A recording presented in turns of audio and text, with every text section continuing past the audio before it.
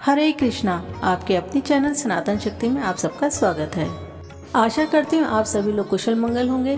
प्रभु श्री हरि की कृपा आप सभी पर हमेशा बनी रहे। आज के इस अंक में हम बात करेंगे चैत्र मास के प्रदोष व्रत के विषय में। जैसा कि हम सभी जानते हैं, प्रदोष व्रत देवों के देव महादेव को समर्पित है। जो भी भक्त इस समय भगवान शिव की आराधना करते हैं, उनके जीवन में सभी प्रकार की खुशियाँ आती हैं। इतना ही नहीं, जो भी व्यक्ति इस व्रत को पूरे विधि विधान और सच्चे मन से करता है, उसे 100 गौ दान के बराबर फल प्राप्त होता है।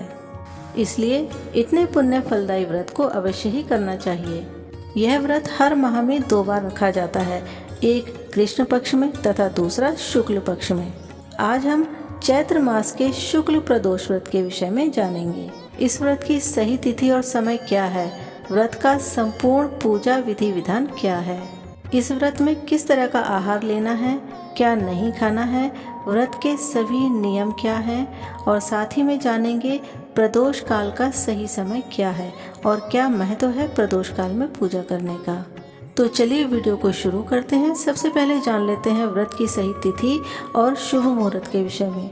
साल 2024 में चैत्र मास के शुक्ल पक्ष के प्रदोष व्रत की तिथि 20 अप्रैल रात 10:48 पर शुरू हो रही है और इसका समापन 21 अप्रैल रात 12:38 पर हो रहा है। शास्त्रों के अनुसार जिस तिथि में भी प्रदोष काल पड़ता है, उसी तिथि में प्रदोष व्रत रखा जाता है। इसीलिए 21 अप्रैल 2024 दिन रविवार को यह व्रत रखा जाएगा।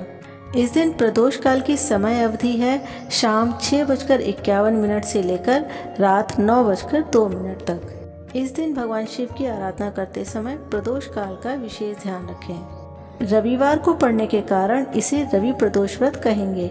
आइए थोड़ा सा जान लेते हैं रवि प्रदोष व्रत के महत्व के विषय में। रवि प्रदोष व्रत करने वाले व्यक्ति को अपने जीवन में सुख, शांति और लंबी आयु का वरदान मिलता है। इस व्रत का संबंध भगवान सूर्य देव से भी है, इसलिए जिनकी भी कुंडली में सूर्य बलहीन है, उन्हें यह व्रत करने से विशेष लाभ प्राप्त होगा।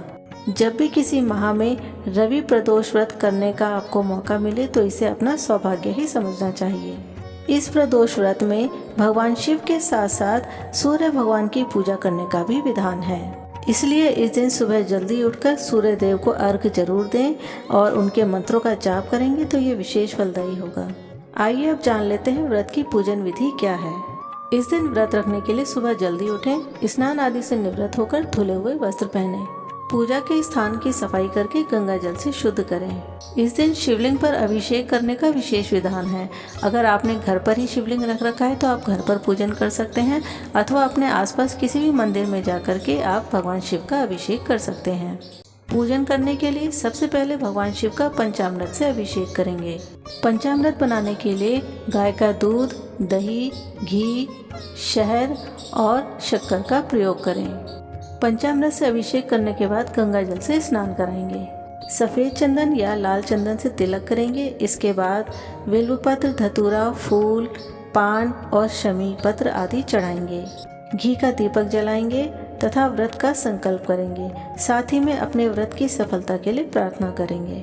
इस दिन आप भगवान शिव के किसी भी स्तोत्र का पाठ कर सकते हैं, अथवा आप चालीसा का भी पाठ कर सकते हैं, और अगर कुछ नहीं कर सकते हैं तो आप भगवान शिव के पंचाक्षरी मंत्र यानी ओम नमः शिवाय की एक माला जाप भी कर सकते हैं। भगवान शिव के मंत्रों का जाप करने के लिए रुद्राक्ष की माला या लाल चंदन की माला का प्रयोग करें। इस दिन भगवान शिव के साथ माता पार्वती और भगवान गणेश का पूजन अवश्य करें। माता पार्वती को श्रृंगार की सामग्री अवश्य अर्पित करें, जैसे लाल चुन्नी, चूड़ियाँ, सिंदूर, महावर, मेहंदी इत्यादि। भगवान गणेश को दूर्वा अर्पित करें तथा लाल चंदन से तिलक करें। भोग स्वरूप सभी ऋतुफल और सफ़ेद रंग की मिठाई अर्पित करें। शाम को प्रदोष काल के समय भी पूजन अवश्य करें। प्रदोष काल का समय सूर्यास्त से 45 मिनट पहले और सूर्यास्त के 45 मिनट बाद तक की अवधि होती है। इस व्रत के प्रदोष काल का समय हमने पहले ही वीडियो में बता दिया है। प्रदोष काल के समय भगवान शिव, माता पार्वती और गणेश जी के साथ बहुत ही प्रसन्न मुद्रा में होते हैं, इसीलिए इस समय इनकी पूजा करने से विशेष फल प्राप्त होता है। इसीलिए आप प्रदोष काल का विशेष ध्यान रखें। आइए अब जान लेते हैं इस दिन किन किन नियमों का पालन करना आवश्यक है। व्रत करने से एक दिन पहले सात्विक भोजन लें, ब्रह्मचर्य का पालन करें। यह व्रत फलाहारी रखा जाता है, इसमें अन्न का सेवन वर्जित है। अगर आप किसी वजह से फलाहारी व्रत करने में समर्थ नहीं हैं, तो एक समय बिना नमक का भोजन करके भी यह व्रत रख सकते हैं। इस दिन दान पुण्य का विशेष विधान है, इसलिए अपने घर पर आए हुए किसी भी भिक्षुक को खाली हाथ न जाने दें। इस दिन ब्राह्मण को भोजन कराकर दक्षिणा अवश्य दें। इस दिन व्रत धारण करने के बाद सारा दिन भगवान भोलेनाथ का स्मरण करते रहें। इस दिन किसी की निंदा न करें, किसी से लड़ाई झगड़ा न करें तथा किसी को अपशब्द न कहें। भगवान शिव का ध्यान करते हुए मन को प्रसन्न रखें। यदि दूसरे व्यक्तियों या पशुओं की सहायता कर सकते हैं तो अवश्य करें। अगर इस व्रत के महत्व की बात करें तो यह विशेष फलदायी होता है। इस व्रत के करने वाले जातक को उत्तम लोक की प्राप्ति होती है।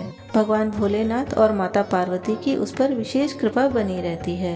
इस व्रत को करने से सभी शत्रुओं से सुरक्षा होती है तथा सभी सांसारिक सुखों की प्राप्ति होती है। तो दोस्तों, ये थी आज के अंक की संपूर्ण जानकारी। वीडियो को पूरा देखने के लिए बहुत बहुत धन्यवाद। आशा करते हैं ये वीडियो आपके लिए लाभकारी होगा। ऐसे ही लाभकारी पूजा पाठ की व्रत विधि आदि के लिए हमारे चैनल को सब्सक्राइब करें। वीडियो को लाइक करें तथा परिवार और दोस्तों के साथ शेयर करें। हमें कमेंट करके बताएं कि आपको इस वीडियो की जानकारी कैसे लगी। अगर इस वीडियो से रिलेटेड आपका कोई भी प्रश्न है तो हमसे आप पूछ सकते हैं। हम आपके सभी प्रश्नों के उत्तर अवश्य ही देंगे। अब हमें आज्ञा दीजिए, हम जल्दी ही मिलेंगे आपसे एक बहुत ही बहुमूल्य और उपयोगी वीडियो के साथ। भगवान शिव और माता पार्वती की कृपा आप पर और आपके परिवार पर सदैव बनी रहे। हरे कृष्णा।